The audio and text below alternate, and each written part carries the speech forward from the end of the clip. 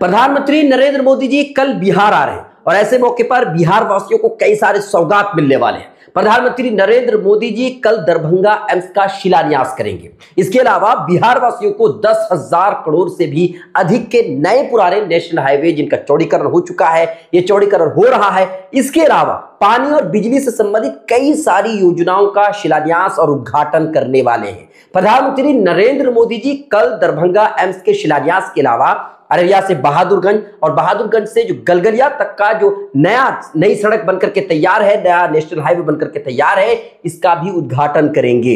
इसके अलावा अररिया रानीगंज सड़क जिसका शिलान्यास प्रधानमंत्री कल करेंगे, जिनकी लंबाई 94 किलोमीटर होगी और इसमें लगभग 1500 करोड़ रुपए खर्च होंगे। यह बिहार वासियों के लिए बहुत बड़ी बात है क्योंकि दरभंगा में जो एम्स बनेगा यह बिहार वासियों के लिए दूसरा एम्स होगा। फिलहाल पटना में एक एम्स है, दूसरा एम्स दरभंगा में बनेगा।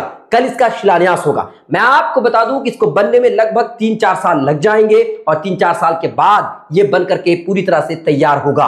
2015 के बजट में ही दरभंगा एम्स का जिक्र आया था। अरुण जेटली साहब ने दरभंगा एम्स के बारे में बताया था, यानी दरभंगा में एम्स बनाने की, बिहार वालों को दूसरा एम्स देने की बात कही थी, लेकिन वो ठंडे बस्ते में चला गया था और 2019-20 में दरभंगा एम्स को स्वीकृति मिली और अब जाकर के शिलान्यास होने जा रहा है। यानी 2015 से लेकर अब तक 9 साल होने वाले, 9 साल हो चुके हैं और इन 9 सालों में दरभंगा एम्स ने कई सारे रास्ते देखे हैं, कई सारी चीजें देखी है, क्योंकि बिहार में कई बार सत्ता पलटा है। कभी महागठबंधन की सरकार रही है तो कभी एनडीए की, कभी महागठबंधन की, फिर एनडीए की, और इसी वजह से दरभंगा एम्स जो है इन्हीं दांव पेच में 9 सालों तक फंसी रही और अब जाकर के पूरी तरह से हरी झंडी दरभंगा एम्स को दिखा दिया गया है। आपको एक और बात बता दूं, प्रधानमंत्री नरेंद्र मोदी जी कल आ रहे हैं और कल है 13 नवंबर।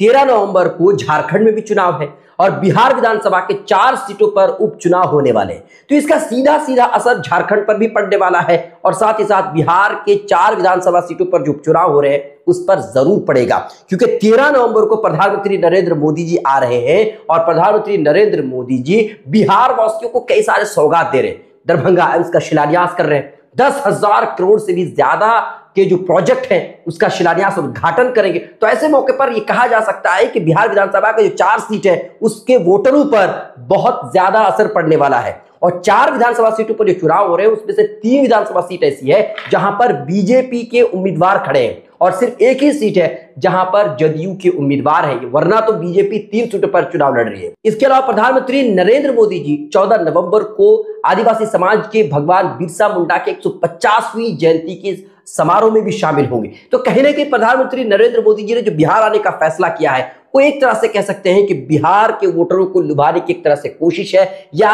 गिफ्ट या सौगात देने की जो उनकी जो सोच है, ये भी एक तरह से कह सकते हैं कि बिहार विधानसभा चुनाव, ये उपचुनाव हो रहे हैं, उसके वोटरों पर असर पड़े और झारखंड के जो वोटर्स है उस पर असर पड़े।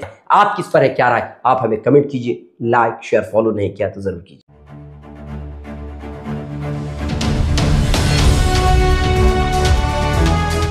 ट्रू रिपोर्ट्स, सच आप तक।